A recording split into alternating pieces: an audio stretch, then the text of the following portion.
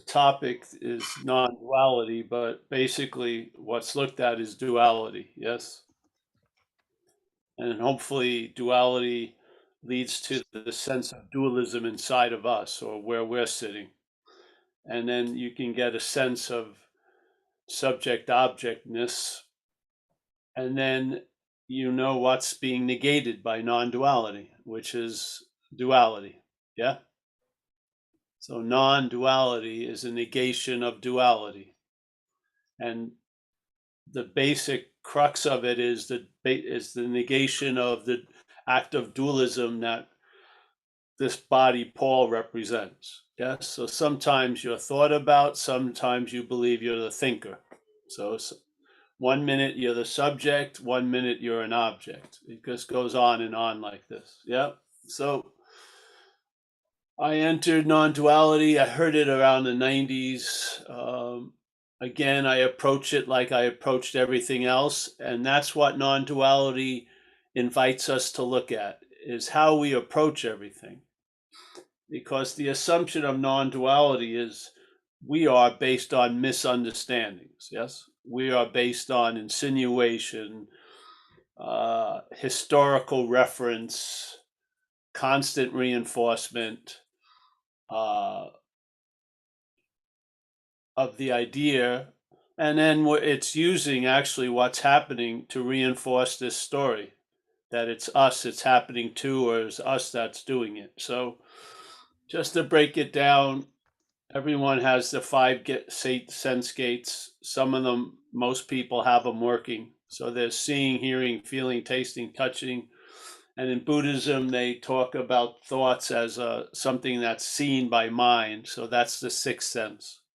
So obviously, what fuels the contact is consciousness or something. They give it a name, but there's an onness that doesn't seem to have any volition concerning it. It's just on. There doesn't seem to be an off switch. And there's the noticing of the seeing.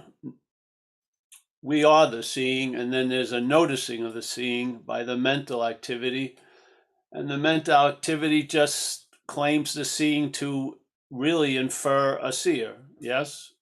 And that wouldn't be so bad. It's not bad living and then having a narration or interpretation of life. It could be funny. It could be like, yeah, there could be some information there. But the thing with this is when this idea of being the seer is supposed, it's presupposed before the seeing, yes? So now the seeing is an attribute of the seer, which is off, obviously. You don't have to look any farther. What is essential to the seer is seeing. Is the seer essential to the seeing? No. But the seeing is completely essential to the seer. There's no seer without the claiming of seeing. There's no doer without the claiming of doing. There's no feeler without the claiming of feeling. Yet there's feelings, there's doing, there's seeing, there's hearing, there's tasting, without a taster, a hearer, a feeler, and stuff like that. Supposedly, Lord Buddha said something, events happen, deeds are done, yet there is no individual doer thereof. Yeah, it's just basically that's the invitation. Or let's say that's the premise. And then we listen to satsang, we listen to these pointers, we listen to the understanding of duality from the aspect of non-duality. And what happens is the satsang and the non-duality brings into contrast the misunderstandings. Yeah. It's like that story with Ramana where some guy's walking around the road and he's bothered by his foot, tries to avoid it and deny it, but suddenly he finally stops and looks at it, and he's got a big thorn in his foot. So he looks around where he's sitting and he finds another thorn, and he uses that thorn to pull out the other thorn. He doesn't replace the first thorn with the second thorn. So you're not replacing the misunderstandings of duality with the understanding of duality, of non-duality. You're just not. Yeah.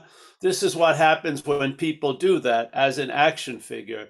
They now replace the misunderstanding of all that stuff with an understanding of non-duality on top of the basic understanding of taking yourself to be the one who has the understanding. Yes. So therefore, they become like the non-dual police, the fucking Pharisees, and where they have the letter of the law, but they don't have the spirit of the law. Yes, they miss something by now having the old understandings replaced from another bogus set of understandings, which is a very, very myopic view of non-duality, to the point where people, whatever the supposed person, is trying to be a non-person as a person. Yeah. So no, these understandings are there just to negate the misunderstandings. And what you rely on is what's always available, which is not an understanding. It's the sense of being, what you are. What you're looking for is just that. You are what you're looking for. So this sense of this being, which is always available at all times, it's the open gate, it's the open secret and the gateless gate, becomes what's relied on. Or there's not even a relying on, because that's what the language implies there's something else that's relying on that. There's just a new basis, yeah, that everything is sort of seen from, which it's always been the case. But now there's not a giant field of misunderstandings for it to get sifted through to this object that thinks it's a subject. This identification as the do or the think or the feel or the taste or the touch are pictured as a long lasting, independent, separate thing. Yeah. So this hopefully satsang just keeps reinforcing that. You sit here, you hear things, maybe some of it gets claimed as you're the hero of it, some gets through. It's like that spiritual sperm. There's so much released, at least one or two of them are going to get to the great mother, and the mother's going to conceive an idea. I'm not that. Yes. So this is what we do. We don't take breaks and breathe together or pause and look at ourselves with a loving gaze, because the head would regroup in those minutes. That minute of reprieve, it regroups. We want to overwhelm it so that the things you're calling your devices, you'll see are not your devices, which is intellect and understanding and knowing and getting and experiencing. Because this is not a topic of experience. It's not a topic of acquisition. It's not a topic of historically, I had it and then I lost it somehow. That's not it. It's just always available as it always is, no matter what has happened or is going to happen or you think is happening. Yeah. It's such a freaking relief, and it's very disarming. Yeah. Everything else just set off a train of activity or motion with the hopes of ending up in a result. This just put a delay on all the schedules. Yeah, just sort of let you sit there and then see what happens. See what happens if you stop trying to shuffle the deck and you let this shuffle the deck and then play the hand it gives you. And you'll see the truth in a sense. You'll come to a conclusion. You're never going to get it, followed by a hallelujah, because you are it. Yeah. You're never going to understand it. Oh no, because it's it's incomprehensible. You can't understand it as this action figure. Yeah. This is great news, because all those drives to try to get it and know it, and it is not an experience. I do not believe there is a non-duality experience. I do not. There would have to be someone else to have the experience. And that whole idea of being the experiencer is negated by the invitation of non-duality. How could something that's negated turn into a non-dual experience? Yeah. So you just get left with exactly what you got, nothing, which in turn is everything. Yeah. You finally get off that carousel and stop reaching for the fucking ring. Yeah. It's like that guy, that old story with the guy that is a beggar at the gate of this city in the old days. And he's been begging there for 20, 30 years. And then he lives in like a little ghetto area. So every night he runs back there, makes his little soup and shit. One day, some guy, he's asking him for money, and the guy goes, "Hey, look in your pocket, bro." And he just walks by, and finally the guy puts his hand in his pocket, and there's a giant jewel in there. He's been rich the whole time he's been begging. He just had, it was an unsuspected resource. He never put his hand in his pocket. Yes? He just believed that he was poor. Yeah. Did he suddenly become rich? No. And basically, he was always rich. He was just not accessing it. Yeah. And this is the thing about this message. You are already that, but in this dreaming, it doesn't seem to be getting accessed. And this is what happens. Instead of playing the role of seemingly being asleep to being awake, because being awake is the fact, you're now seemingly awake to that fact. That's the difference, really. Yeah. Instead of seemingly asleep, you're now seemingly awake because you are already awake. But here, this is a dreaming. This is a pantomime. People can act as if they're not something they already are for 70, 80 years. Maybe they can convince themselves and other people convince. But ultimately, the fact outshines all the shenanigans. We are awake. That is our nature. So you can seem to be awake to that, or you can seem to be asleep to that. Just as simple. One, I would say, is a vehicle called traveling lighter. The other one has a possibility, a very strong one, to make mountains out of molehills. Yeah, to get caught in a web of time where you may be totally okay right now, but it's overridden by you may not be okay next week, and you weren't okay last week. So now time becomes the arbiter of this event. I see it in the community I'm from, recovery. I've seen people sit at meetings and they're totally flipping out, yet no one else is flipping out. So they're obviously not responding to the comfort of the room. There's coffee, it's not freezing. There's even little cushions on the seats. Everything's comfortable.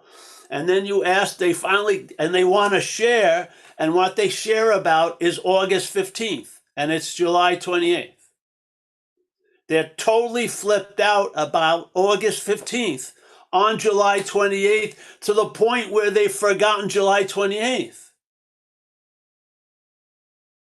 That's insane. And are you helpful if you go, oh, let's sit down and talk about August 15th? It's not happening. Yeah. Let them hang out to dry. Let them sit with that. Jesus Christ. I would just say, Miss, here's a calendar. It's Sunday, July 28th.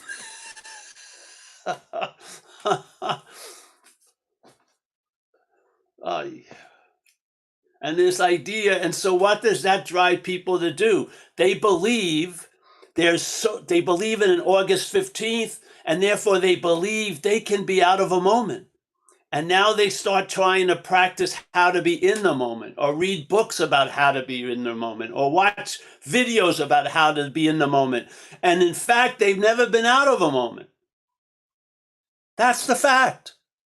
Yeah. I don't care how much you think about August 15th, you're not in August 15th on July 28th. This is why we envy fucking animals. My dog, I can throw the ball one time, 800 times. That's why you get those things now, because people's arms would fall off. You get those little things, and so you can just keep throwing the ball. The dog is just it's like new. It's a new ball every morning. It's waiting at my door, and what I hear when I'm sleeping is balls being dropped. Dun dun dun dun, and then I open up the door, and there she is. Let's go. Unbelievable. tail going crazy, just doing 360s around me as I'm walking out to go out, just making sure I'm coming. She looks back and makes sure I'm going out the garage. Yeah. People, oh, I've done that before. It's not that exciting. Yes. Beautiful sunset. Ah, I've seen sunsets. You know what I mean? It's insane, isn't it? So this is like living life and you're trying to take your own pulse and your fingers are on the elbow. Your head will say you're picking up something, but you're not. It's completely interpreted. You put your finger on the wrist, you don't have to say anything. You'll feel something, yes? You won't have to check if you're alive. You'll know you're alive. You'll know onness. Yeah, it's incessant. Sleeping, waking, thinking, not thinking, doing, not doing, onness. Yeah. So I went to satsang in the 90s, I think, and that was it. I just stopped doing anything. When I heard that guy from a Zen lineage say, "Hey, I'm like a man standing by the river selling water," and then he said, "It's even funnier than that. I'm a man standing in the water selling water. I just walked out, and that was it." I just walked out. That was it, and sat with the collapsing of my whole hoping for a future event to occur. Just gave it up. Gave up the ghost. The ghost left. I didn't give up shit. I was probably trying to grab onto it, but it just became obvious. And then I went to satsangs, and I guess I heard all I needed to hear, you know. And then the thing was, uh, uh, see, if when you say the statement, "What's looking is what you're looking for," yeah, you can explore the you that's looking for it all day. Study everything about that you that's looking for it. But when you see the you looking for it from what's looking, there'll be a great diminishing of looking for it. The you will have to find other shit to do because it's going to drop like a lead weight once you see that.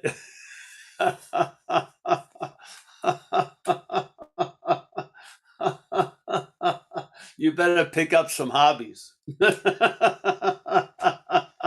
going to have a lot of time on your hands.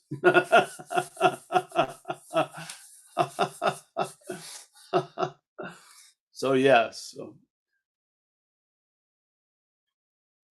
I'm a real believer in, if there's a topic with a group of people and they're all discussing the the debits or the value of worrying about next week, the only question that would be interesting to me is, who is it that's worrying about next week? Yeah.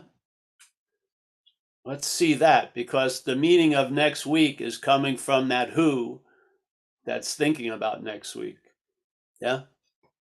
Why don't we start looking right where we are? You don't need to read tons of books, just see what's going on. And then the the the cryptic invitations of non-duality will come to life. Yeah, you'll see. You can't use the Buddha to seek the Buddha. You'll see that's exactly what's been going on. You can't use light to see light. You can't use mind, big M, mind to seek mind. Why? Because your mind, your Buddha, your light. That's why. Could you imagine if you were anyone else? To use the Buddha to seek the Buddha would be fucking pretty good, eh? You'd have a high percentage of succeeding. If I could use light to seek light, man, it would be pretty illuminated, I imagine. But I am light. So when the head is using light to seek light, it doesn't work. It works perfectly for the head because it's what gets illuminated, the imaginary character. Yeah. But so being what you are now is really the uniqueness of non-duality. There's no planning or hoping you're going to arrive somewhere. It's always, when you think you arrive anywhere, greeted with on having never left. Yeah. So I hope after a few times of having the rug pulled out from underneath you,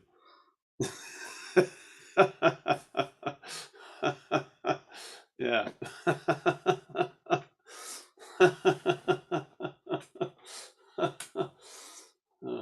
Yeah. So, yeah, anyone want to say anything? It's all rooted in loss of interest, really. That's the movement. The movement isn't getting keenly interested in it. The movement is losing interest in that which is keenly interested in it. Yeah. You lose interest in the idea of Paul. Not all the topics Paul has an interest in, but the idea of Paul. And then you'll see what topics stay and what topics go. Yeah. When you lose interest in Paul, you'll see. You'll see what happens. You know, that 52 card deck may only be like 11 cards. You won't have 4 jacks, maybe 1 jack, 1 ace. Many more jokers. There'll be a lot more jokers in the deck for sure. Yeah. Yeah, so if you're interested in it and you're interested in hearing it in this way, there's tons of stuff on Zen Bitch Slap. Yeah, tons of videos. And if you hear one from 10 years ago, it's pretty similar to now. I don't think the people come after they haven't seen me in 11 years. Anything new, Paul? No, nothing new. Just selling cod, like always. You should expand your fish market. Bring some mackerel in. No, cod. I know how to work with cod. Sushi it, grill it, fry it, bake it. Yeah. So I'm happy to be here.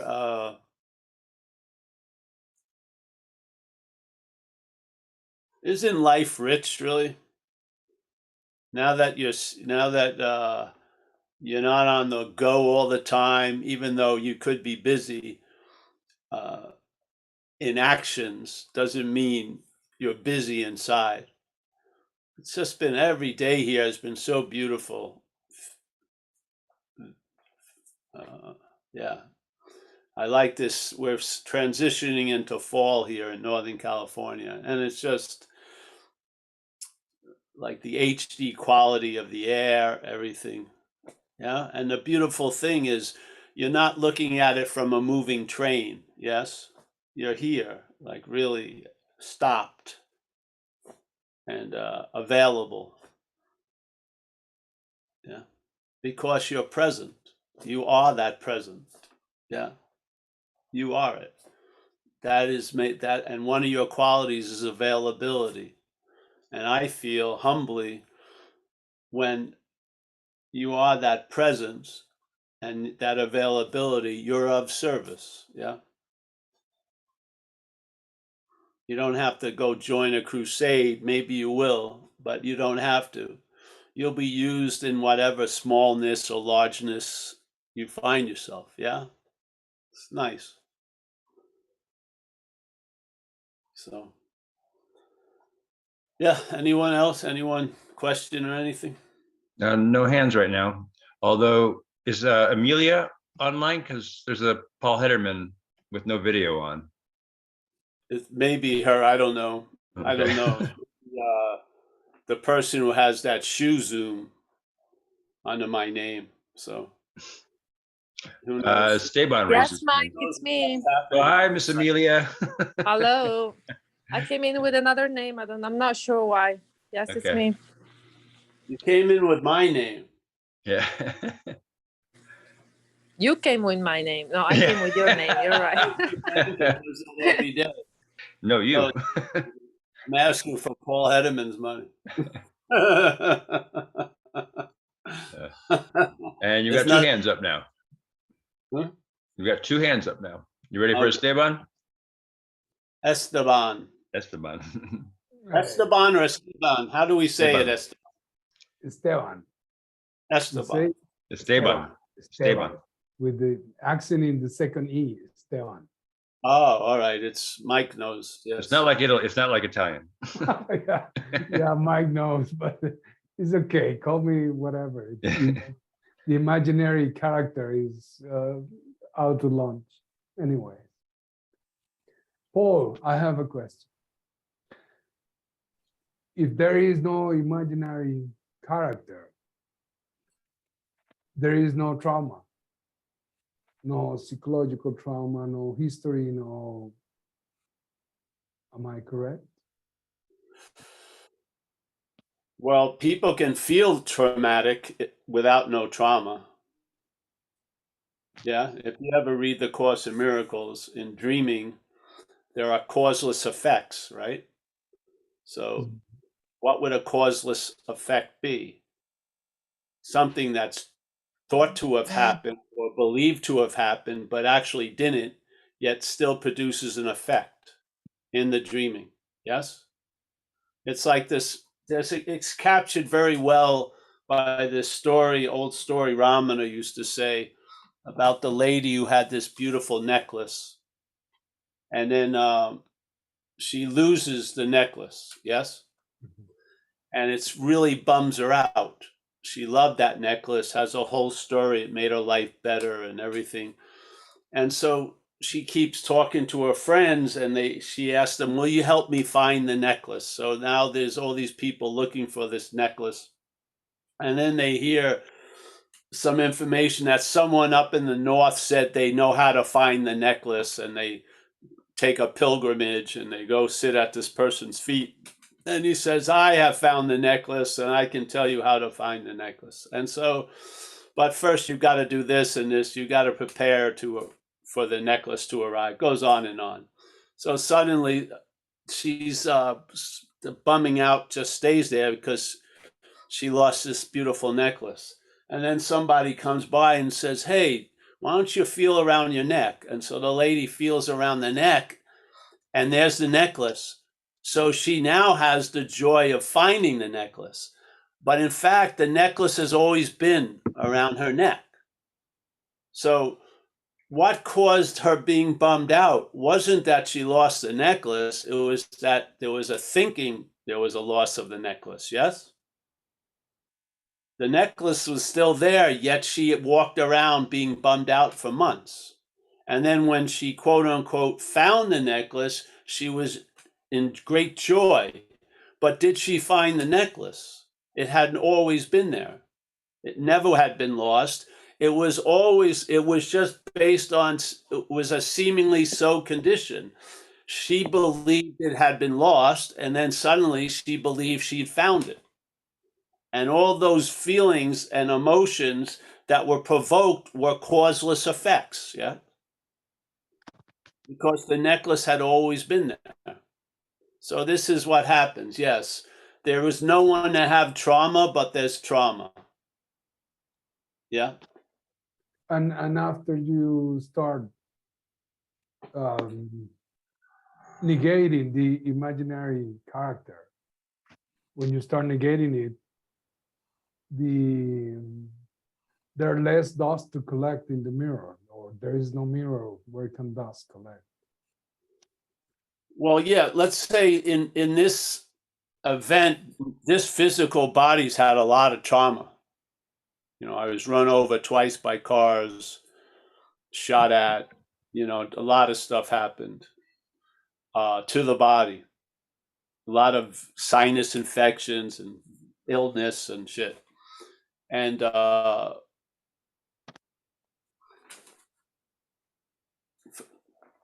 it seems to be okay. Yeah. So I saw, like, I was in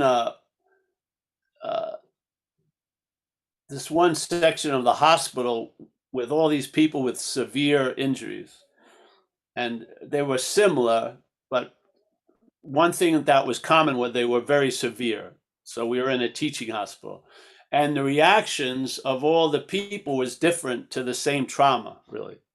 Some people started getting loaded and became alcoholics. Some people stopped drinking and got sober. Yeah, it just, so basically, what's the biggest influence of what any event's effects or length of whatever is based on what's before it, which is mind, us, dreaming. Yes? Yes. Mhm. So now trauma is becoming it's in vogue now as the cause of a lot of stuff. Like some people are trying to say alcoholism is caused by trauma and stuff. Well, maybe, maybe not. Yeah. Because I think really it's what's before the dreaming of everything is what making things so. Yes. Yes. So Mhm. I don't think, whatever, that's my experience with it. So with hearing the message, and having a real sense that I'm not the body, yeah. The urban renewal project of the body got canceled, yes, and all that budgetary interest and attention went somewhere else, and it basically ended up enriching my day, while in the past it was being used to enslave my day. Yes. So yeah, as an action figure, you're gonna get what you see.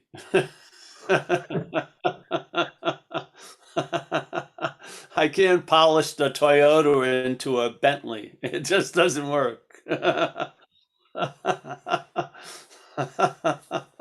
But it gets me around, which is the point. Yes, so that's how I see it today. Thank you, Paul. Yeah, yeah. Thanks, Esteban. You ready for Emerson? Yeah, sure. Can Hey, you Emerson, hear how me? are you? Yeah, Yes. good. Good evening, everyone. Yeah, Emerson. So thank you, Paul. I've been listening for a while and at other meetings, and what you were saying earlier, I've experienced is that there's been like a falling away. It's kind of just a slipping away of things that I thought were really important, like praying, saying I'm an alcoholic. Um, um, Yes. Certain types of meetings, they seem to have just like slipped away. And I feel guilty about not feeling guilty that they've slipped away. Yes. Because they were so important to me a year ago. And so anyway, these things are slipping away, and I don't feel like I'm resisting them slipping away, but there's something that's like, is this okay? Is this really okay? And so if that made any sense, maybe you could speak on that. Yes. That voice of "Is it really okay?" is framed in the story of the policeman thief. It's the policeman, yeah. So the policeman's idea of you being free is to be bound by its handcuffs.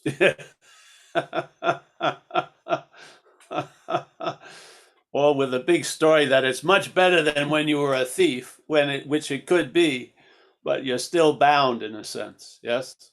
So Right. yeah, just have some people who you respect and bounce stuff off of in the community. Yeah. And you remember there was an old thing, first they thought it was, I think Nelson Mandela said it or something, but I don't know who it's attributed to. But they were talking about, the biggest problem is people accepting their own glory. It's not about, it's just like there's a real stubborn discomfort to be okay. Mhm. Yeah. So, yeah. So, yeah, just talk it with someone you respect and, yeah. And that goes along with what you said earlier about trauma, like trauma seems to be in vogue. And right now, it's just things are okay.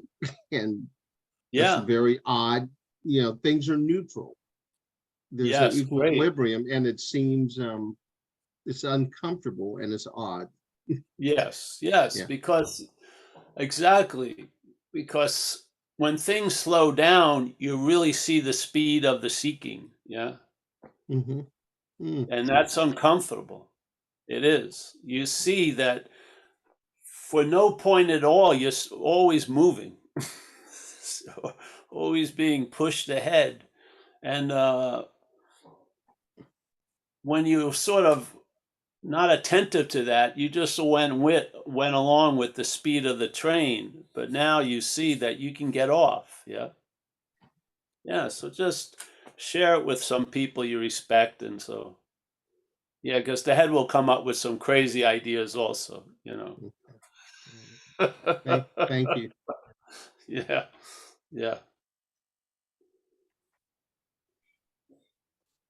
Thanks, Emerson. You ready for Hari by Haziphone? Hari, of course. We've got Sean also and other people here. Yeah. Sean and Hari phone. Yes, Hari.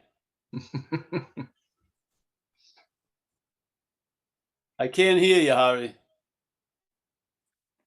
Oh, okay, great. Sorry. Yeah, I Wow, think you you've got kind a of, wild filter on you. is there a the filter on color. me? It's just, I'm sitting in a dark room with a red light. Is that, Yeah, I can see yeah, that. sorry. I think you kind of answered my question, and it's probably the most unprepared I've ever been for asking a question. It's kind of, I feel like I'm just here for a head check and an idea check, because in certain lines of thinking around these matters, the idea is that freedom is in detachment Hold from, on 1 second, Hari. yeah. Something should be suspect immediately when you say in certain lines of thinking. Yeah, I believe it. Yeah. I believe it. Should I continue or not? Yes, go ahead, but just to, yeah. So, I mean, based on If like one, detachment is gonna equates to freedom. well, there is that line of thinking, yeah. Yes, Maybe I should lay down the whole, I don't know if I should. Well, with this message, Hari, it's that it's the one that's attached or detached. That's what you look at. It's not Right. not the effect that they're under, but the one who's under it, so to speak. Yeah. Would it be crazy to finish my question, even though, like, Go ahead, you've yeah. already shot it down? Yeah, I had an experience once when I was told that I might be leaving my mortal coil, in which I just experienced this kind of like the prototype for all attachment to experience on this earth. And because of that, I also imprinted myself with this idea that when offered the prospect of leaving this planet, I should be there should be some reaction that's a little bit more let go than, oh my God, the last thing I want to do is leave this place. I didn't, that's actually what got me shifted off of my whole India trip, realizing how unable I was to leave this place. And so now things are so much better, and it's great getting older and less stupid.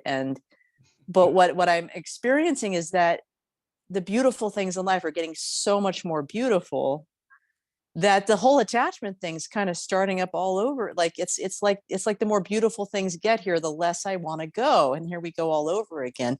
And the reason I think you kind of already answered my question was you mentioned what Nelson Mandela said about people having trouble just Being getting big. down, being big, being being grand and being everything. And Aha, Yes, your head almost said grandiose. You see that? yeah, Yeah. well, I thought that was the word you used, but it wasn't, was it? No, grand is different. Grandiose is Yeah. something else. Yes. Right. Is the policeman's interpretation of grand could be grandiose. Exactly. Yes, exactly. And so I don't know, in a way, my question, which admittedly wasn't well thought out, it was just been, it's been on my mind lately. Like the more beautiful things get, I worry because it's like, well, how am I going to leave this place peacefully? I mean, obviously, I guess the answer is, there's nothing going on outside that isn't inside. So there's really nothing to leave, you know. I Well, don't know. yeah, Is that the even a whole question? point is, who goes anywhere? I remember Yeah. when Ramano, some of his people were worried he was passing away, and he says, "Where do you think I'm going to go?" Yeah. There's only here. But again, this idea of the message is not so much being detached, it's seeing that you're not that which thinks it's attached or wants to be detached. Yes. Yes. Because to me, a lot of people have requirements, but most people are living that one requirement, that it's them. Yeah. This is the freedom of non-duality, because the biggest requirement and biggest obstruction isn't requirements and obstructions, it's us. Yeah. So when you see you're not that who has obstructions, you're relieved of some weight. Yeah. And you're going to Yeah. leave anyway, seemingly, as from the body. So really, do you think I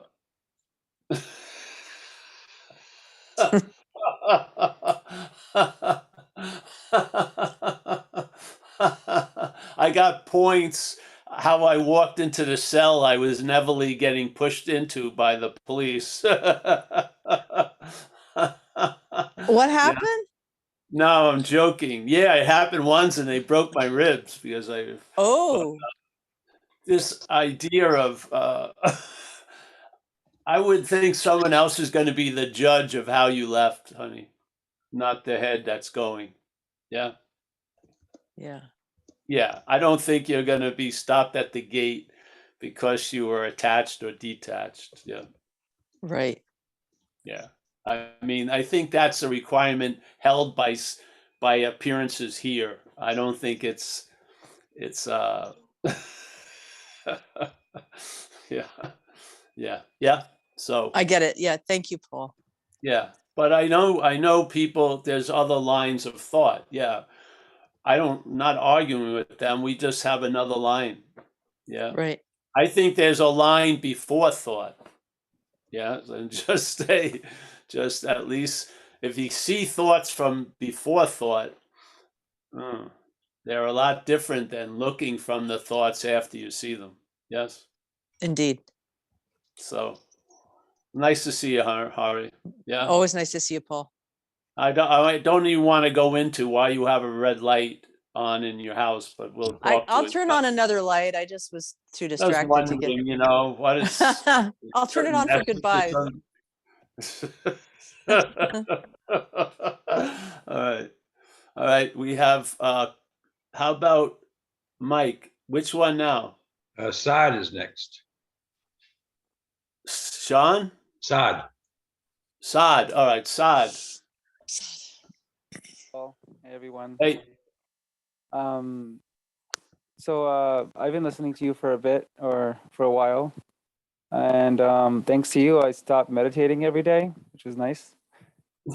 Used to be like 40 minutes a day, Yeah. or something like that. Has the sky fallen? No, I mean, what you said made so much sense about like, well, just like who's doing it. So my question is about like, if what you are can't be experienced, then is it? I mean, logically, it makes sense that there's something there before thought, because I mean, these days, especially like the past 2-3 days, I've been noticing just like things come up, and I'm logically like, oh, I mean, something has to be there for me to notice me thinking this, or Yes. this thought happening. I guess me thinking this doesn't even make as much sense, but so I'm like, that's visible or more visible, and then the policeman like, oh, I'm catching myself thinking, and I realize that's also just something that's coming up. Yes. So that part seems like clear. So it's like logically, it seems like, I'm not sure if but it can't be experienced. So is this like a faith thing, or is this a felt thing? I'm not sure. Well, let's say there's a you that wants to experience something pulsing. Let's say the being of something is pulsing. Oh, So there's a sense of the pulsing, but not as something other. Yes. So the being influenced greatly all the experiences that are going to occur. Yeah. Here. when you say pulsing, can you elaborate? I'm what just you mean? trying to use an example of being. Let's say being, an aspect of being as an image would be pulsing. Now, Okay. it's not experiencing pulsing, it's expressing itself. Being, yes? Mhm. Yes? So you're that. So there's a sense of that, if you want to call that an experience, but the sense of that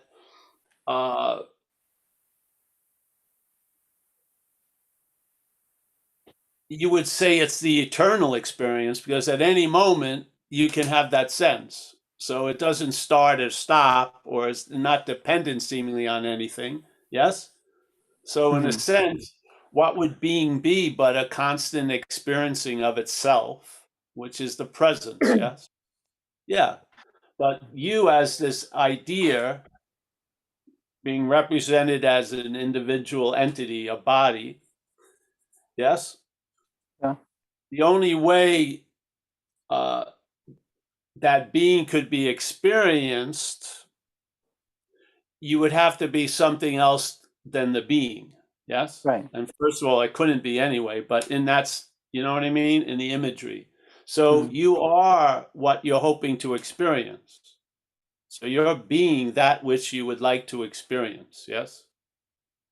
Yes, I mean, yeah, logically, I get it, but I mean, I'm not sure if I sense it or not. Is there Don't any worry, way to it know that, doesn't or matter. You're doesn't matter? sensing enough already, and it will do its thing. Yes? Okay. Yes, And just what you shared before. The aperture is moving back and you're seeing more. There's not more seeing, you're just seeing more. Yes, because you're not like this, it's opening up a little, so you see a lot more. Yeah? Yeah. So that to me is a sign, a very good sign. Yeah. yeah. Yeah. So just stay with it. Can I Or ask don't. about attention? Like, is attention that, or is attention also something that's like attention moving around? Like, I'll feel I like think heat or hot or cold, or I think attention and interest, not moving, is presence. And then presence moving is attention and interest. okay. Yeah. So when attention and interest rests, there's sense of presence, yes? Big whatever. When it's being directed,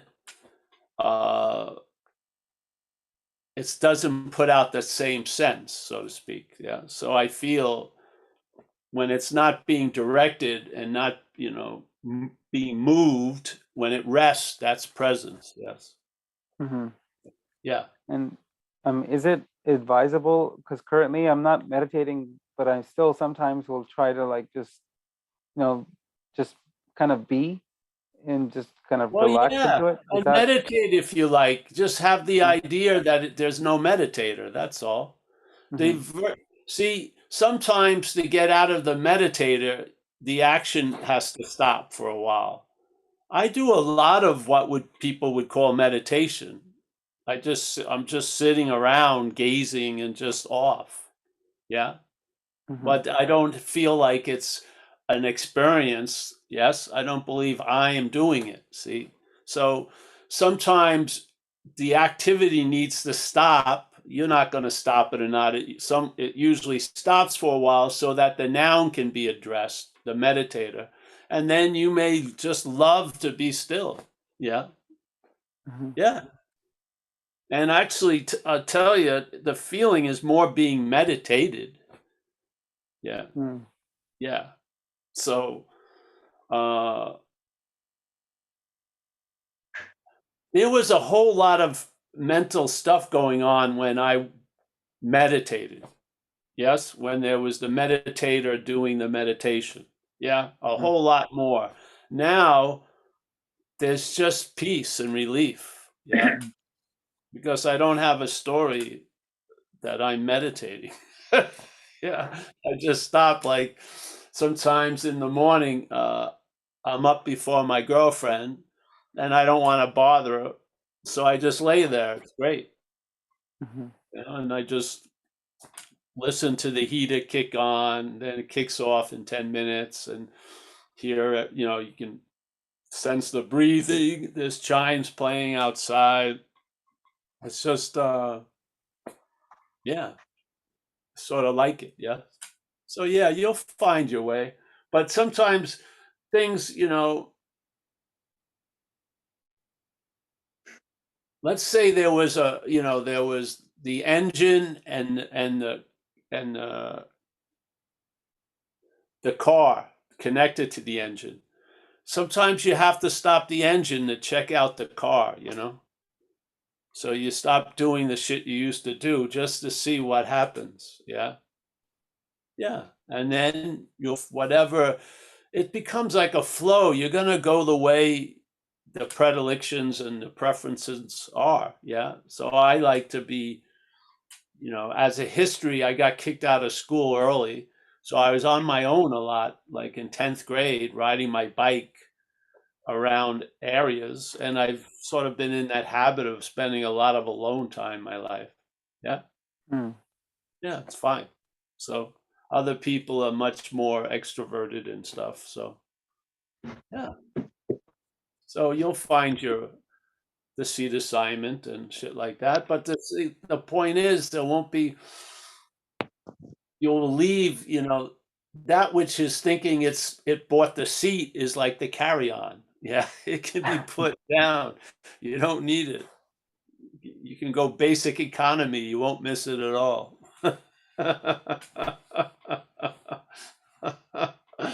So yeah, well, I'm happy. I'm happy for your report, bro. Yeah, Thank you. yeah, yeah. All right. Anyone Thanks. else? We see we Yep. got a lot of hands. Yeah, more and more all the time. It must be a winter thing. Oops. Yeah, Sean's next. Sean. Can you hear me? Yes. Oh, okay. Yeah, I'm kind of in a, well, it's a kind of a ridiculous story in a way. Was a chronic pot smoker for like 30 years. Quit that in the spring. I was out tree planting. Maybe that had something to do with it. But I was out there tree planting, and suddenly there was just this experience, you know. Had flash of that like once 30 years ago, and man, that ego came in right away and beat the shit out of me, and that disappeared pretty quick, resulting in a big long spiritual depression that dragged on for till it wore me right down.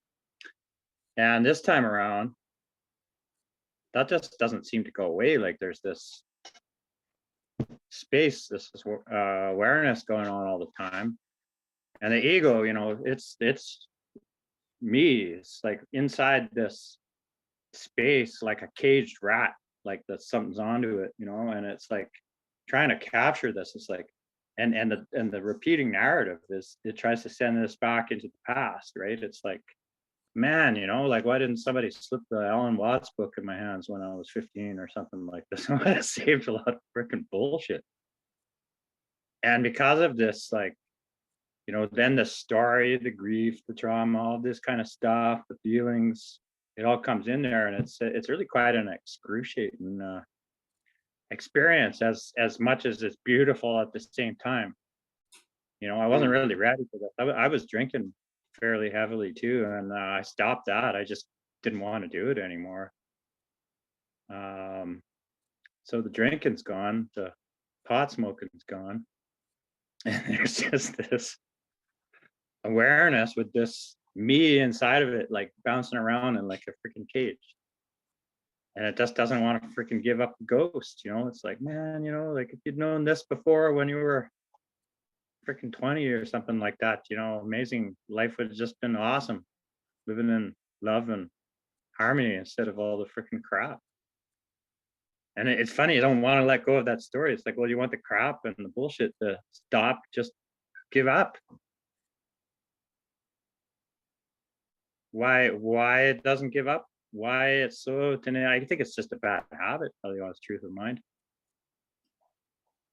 Well, yeah, it's not going to give up. It's going to run out. It doesn't give up though, but it runs out. It only has a certain amount of fuel. Yeah. And it lives on our fuel, really. And after a while, life's going to get greedy with its fuel. It's going to cut the thing off. Yes. Yeah, that would be a relief. That would be a relief because the self isn't very happy. Yes, you know, I can say from my own experiences with and other people,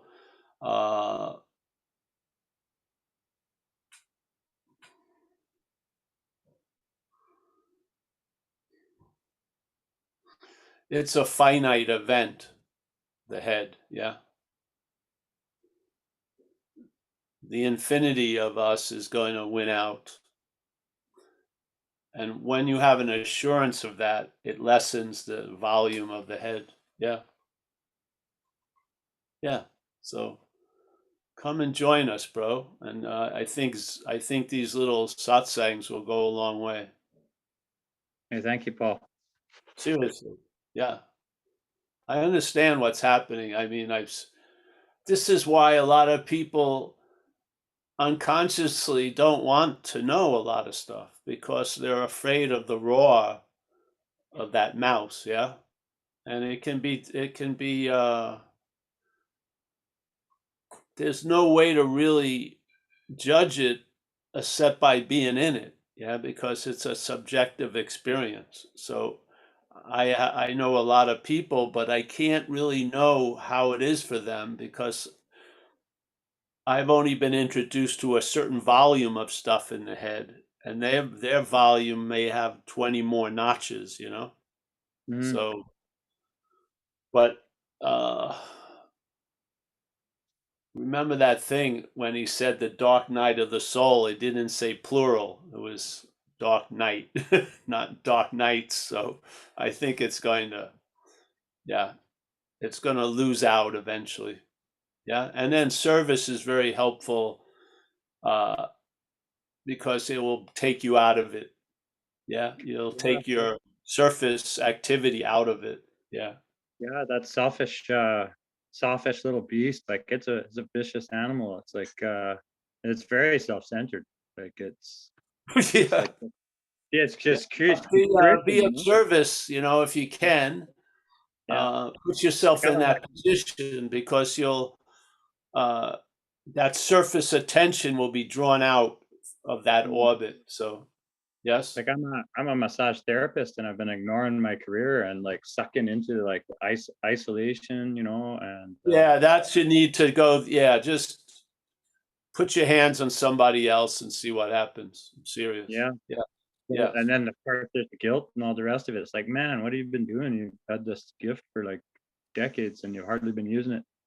Yes. Well, again, that's an aspect of the head we like to call the policeman. And yes, yes. Let's defund the police on this level. Good old Catholic. We're going to defund the police. No more attention and interest. Yeah. Hey, listen, Sean, I better move on. There's lots of hands. Thank you, Sean. Tyler, ready, Tyler? You're muted. Oh, Tyler. All right, Tyler. He's muted right now. It may be his head, it's Yeah. those things, you know, the headphones. Oh, right. Do you have a separate mic, Tyler? I'd say Okay, take. sorry. There you No, go. that was my fault. I was, Oh, there sorry. you go. Got I it. can hear you.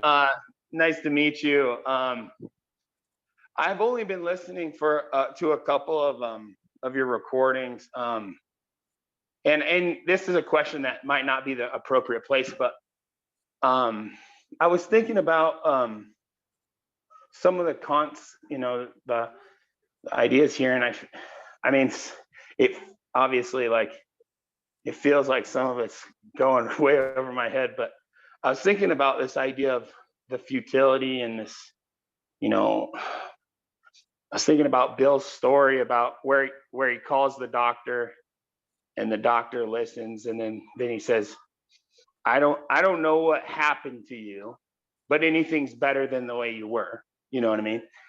And he gets to this idea, right? And before that, he'd been sitting in futility. He knew he was screwed.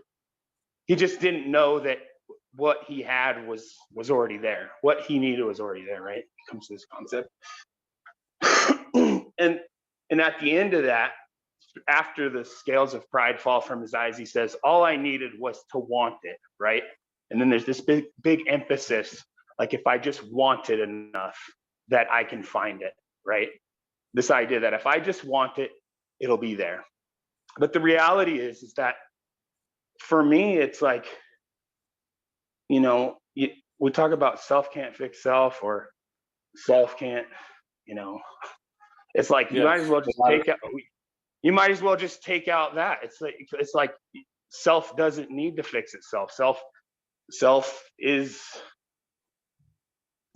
can't be fixed. So why are we even talking about self fixing itself, right? And this concept of what I don't understand is, it feels like these people come in and using and drugging, and then instead of they trade it in for self-hate.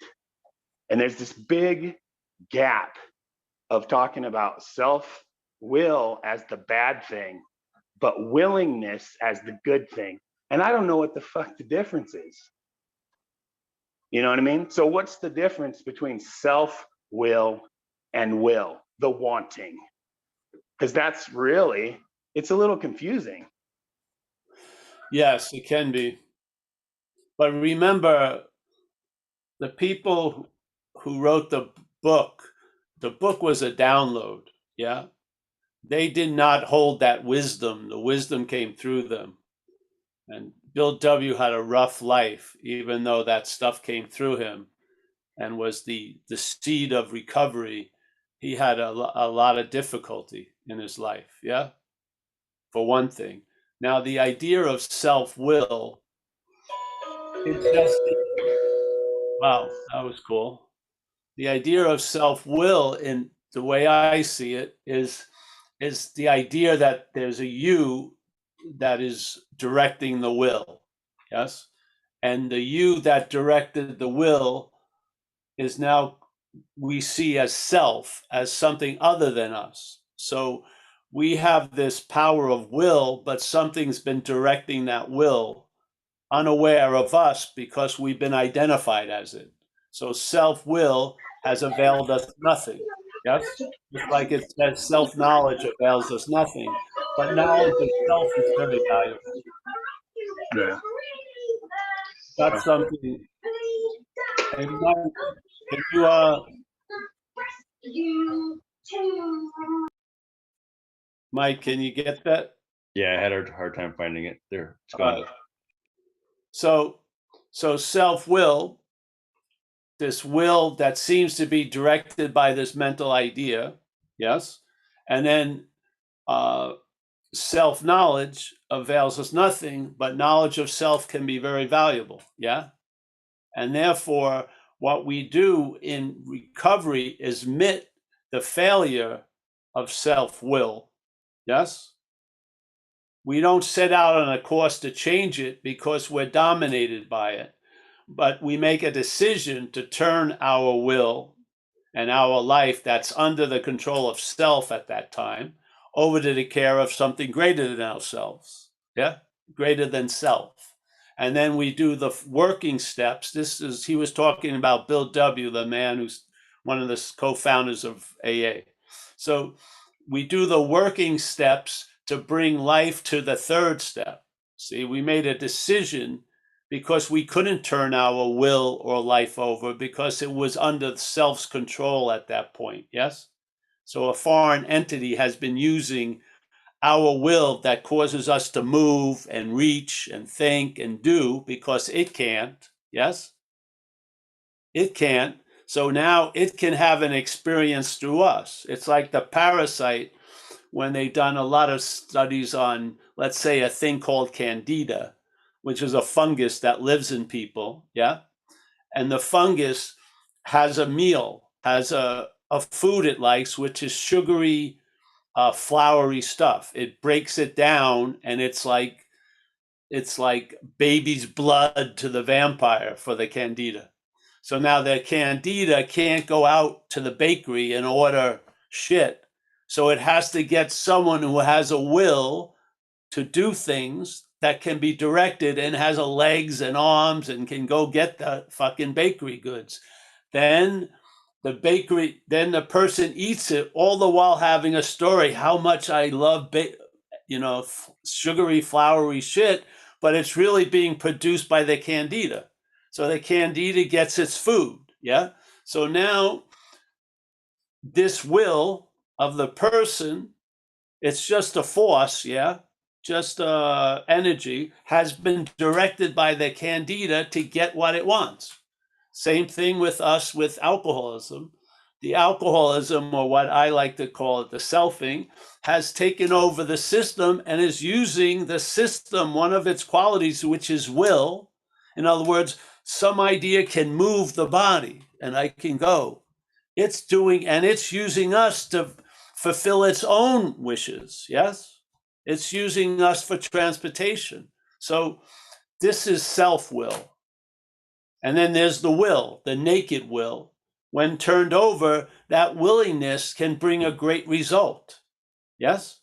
So it's basically a natural resource that's going to be put to the use by who has it. So if self is running the show, any life run on self-will is hardly going to be successful. And that when it's not running the show, the willingness is going to open the doors of recovery. So yeah, there you go. It can seem paradoxical, but it isn't. It's basically a potentiality that's unique in a sense for us. Like the tree may have a will, but it doesn't move like us, yeah? So this is a perfect vehicle for a parasite to take over because we can go buy fucking Entenmann's. We can buy fucking floury, sugary shit. And the beautiful disguise of us is we'll think it was us doing it all the time. So the parasite can live, it can live in plain sight and no one sees it. Yeah. So there's my take. I hope it helped. No, yeah, that did. The understanding that, somebody told me that the purpose of our will is to push aside self just enough for something else to take place made sense to me. But yeah. What I realized for me was like, I can sit there and like the self doesn't give a shit about what the spirit wants. It doesn't care. I can sit there and I can rage on somebody. And if you ask me in that moment what I wanted, I would tell you, well, I want healthy relationships. I want a healthy body. I want to love and be loved. I want all this shit, but I'm still doing, you know what I mean? So I guess, yes. I get it. Thank you. But see, this is why this is a way of life, because there's going to be a transfer from one way, which is trusting the finite self, which is self using and running our qualities, will and all that, or coming to the point of recognizing, trusting the infinite. So first, there's got to be a loss of trust in the finite self, and then there's a growing in trust in the infinite. That's the deal. So the action figure is playing in time and space where things can increase and decrease. And so we're increasing the sense of being driven by the infinite and decreasing the sense of being driven by self. Yeah. Living these principles and living this feeling of being surrendered to this other power. Yes. So there you go. Yeah, I thank gotta you. move on, Tyler, but nice. And come on Tuesdays or Thursdays. That's when we have the recovery meetings. Got it. Thank you. Right? Fantastic. Thank All you, right. Tyler. And Tim R. All right, Tim. Am I unmuted? Yes. Yes. Good evening, everybody. Good evening, Paul. Thank you. I'm kind of trying to figure out where my head's at here after listening to more of those conversations. But first off, I guess it's a comment. I want to thank you. I've been visiting this venue here. We're actually coming to the meetings. You're in California. It's later here. I'm in the Midwest, and I've been going on Saturdays as well. And then you guys went to Italy, and I stayed with some things there. But I kind of broke away from that. It's not. I attend a lot of 12-step meetings and have for a long time. But so I'm used to that vibration of being there. This vibration is a little bit more awkward to me. But I listen in the car, and I have for years. So first off, thank you for allowing us to be a part of the souffle that you used to speak about. You used to talk about a souffle. I remember watching you years ago, and if somebody started to talk back or asked you a question, it was like, hey man, we're going to do a souffle here. So we're going to set it, we're going to put it in the oven for a minute. And then, it's like, give me a minute here as we go. And how this Don't open the door, it makes it drop. Yes. Right. So it was like it was more like, hey, don't get in here. Let me go here for a minute. And it's so cool the way this is morphed out here, because it's so interesting to watch how much deeper it can go when there's a dialogue, when a dialogue starts to happen. Not like most satsangs where someone just speaks. Not that I've been to a lot of them, but what happened is as I got away from it, it's not as convenient for me to be here. So I listen on the YouTube. So I listen to it when I want to listen to it. If I got a 40-minute drive or whatever I'm doing, I'm listening. It's comfortable. So I didn't really come back in. I tried to do a Saturday. I didn't want to go. The timing didn't work out. I tried to do another Tuesday. It was too late for me, or Wednesday. It was too late for me. And then I caught one of your videos that you started to say how the satsang things start to land. And I'm like, oh yeah. So when I listen to Paul, things land. There's a fusion that you have between the recovery and the spirituality and this whole thing. And things start to land. And you the other day you used an example about the clapping of the hands. And that there is no clapping. It's always like this. And boy, when you said that, I'm like, yeah, there it is. And so I'm comfortable here. For some reason, I'm comfortable in this environment. I'm used to being around meetings where I'm in person, but I'm comfortable in this environment. It starts to make sense for me. And I just wanted to say, that it's nice. It's nice because what you say penetrates. So I'm glad you've stuck to your path, and your path has been to say the same thing over and over and over, because that's what my head was saying. You don't need to go say it. What are you going to do? Sit there? You're going to sit there for an hour and listen to them. You can listen to them tomorrow in the car. You can listen to it. You can listen to it a day from now. But the truth is that when I get here, I'm comfortable. I'm comfortable, and it's nice. So I just wanted to say thank you. Thank you, Tim. Yes. It's cool. Yes. Yeah. It's cool. No, nothing. Right. Thanks, Tim. And I wanted to say, acknowledge Stefan, because he had his hand up and he put it down, but wanted to say hi. I almost collapsed when I saw Stefan's hands up, but he's down. That's nice. Yeah. It was probably wise we didn't go right to Stefan. So, yeah. All right. Anyone else, Mike? Nope. Well, what time is it? Is it time? It is 11:17 or 17 after the hour, wherever you are. Oh, all right. So let's, if everyone is satiated, yes, so we can,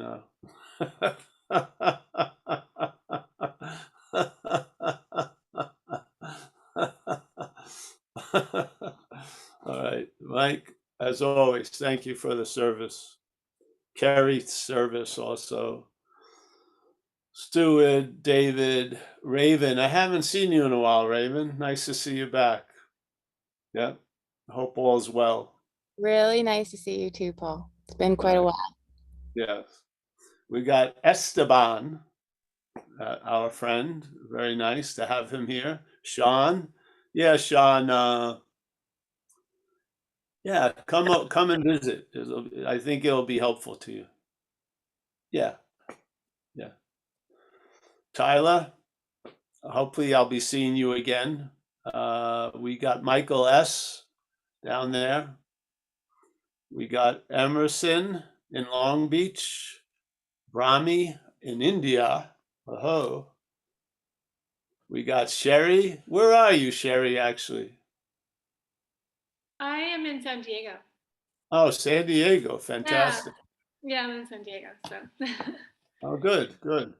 Yeah, thank you so much.